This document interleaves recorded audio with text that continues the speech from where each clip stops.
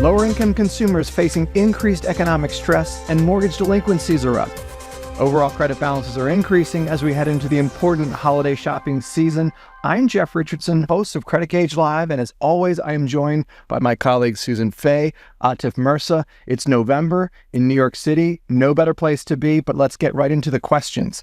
Atif, we hear a lot about the higher income consumers, but let's dig a little deeper into the lower income consumers. What's happening in those populations? Thank you, Jeff. We do see some notable trend in low-income consumers, especially from in past few months. In October 2025, according to VantageScore credit gauge data, we saw low-income consumer delinquencies rose 11%, which is the highest among any other income group.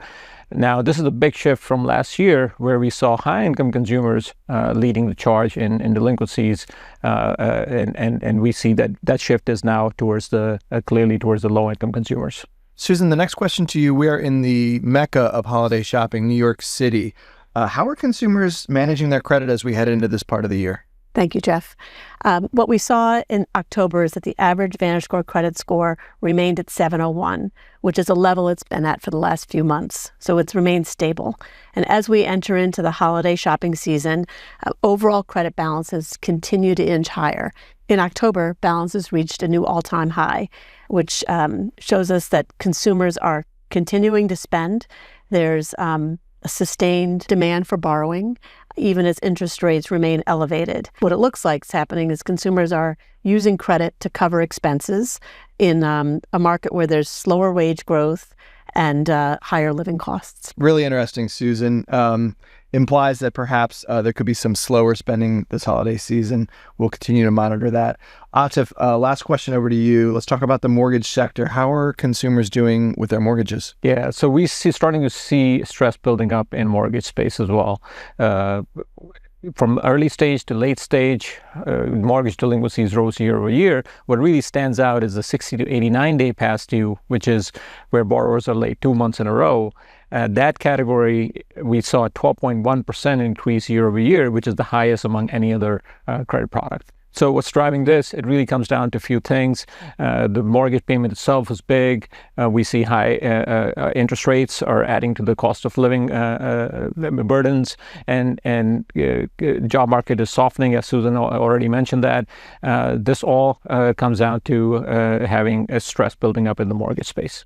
Thanks, Atif. So not the greatest trends as we head into the end of the year, but overall consumers relatively healthy from a macro standpoint. But we're going to dig even further deep into this subject with VantageScore's Chief Strategy Officer and Chief Economist, Dr. Rikard Bandebo. Stick around. We'll be right back. Welcome back to Credit Gauge Live. I'm joined by our special guest this month, who's a returning guest, which is Dr. Rikard Bandebo. Rikard is the Chief Strategy Officer and Chief Economist here at VantageScore. And so Rikard, I'm curious, the latest report calls out that lower income households are seeing increased delinquencies. Can you tell us a little bit more about that? Certainly, and it's delightful to be back again. So after the pandemic, we saw the delinquency rates actually dropped across the board considerably as stimulus and forbearance programs sort of kicked in. Then by around 2020, as that was kicking in, the stimulus was drying up and inflation began kicking in. And that's when we began to see delinquency rates starting to increase again. Okay. And what we saw was that actually from early 22 through to mid 23, lower income households saw the biggest relative increase in delinquencies during that period. But then an unusual thing happened, which was that from mid 23 through to about midway through this year, we saw that the rate of increase was actually higher amongst mid and higher income households, who then overtook the lower income households. And they kept growing faster until around July of this year. Now, during that period, though, lower income household delinquencies still kept rising. They just weren't rising as fast as other income groups. So Rikard, how does that compare to like pre-pandemic? You know, it really is quite different depending on the different products.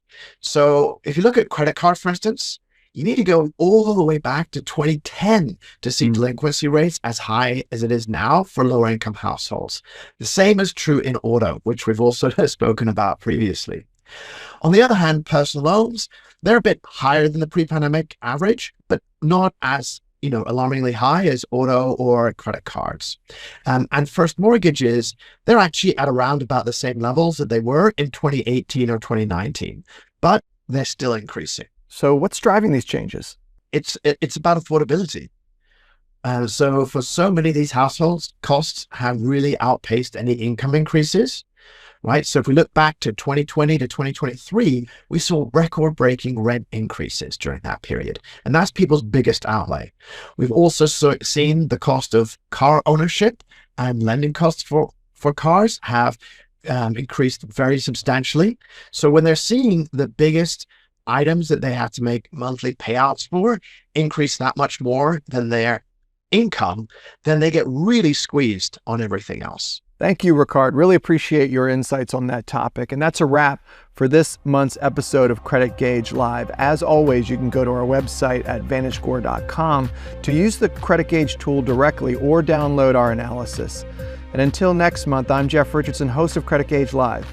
Take care. Thank you.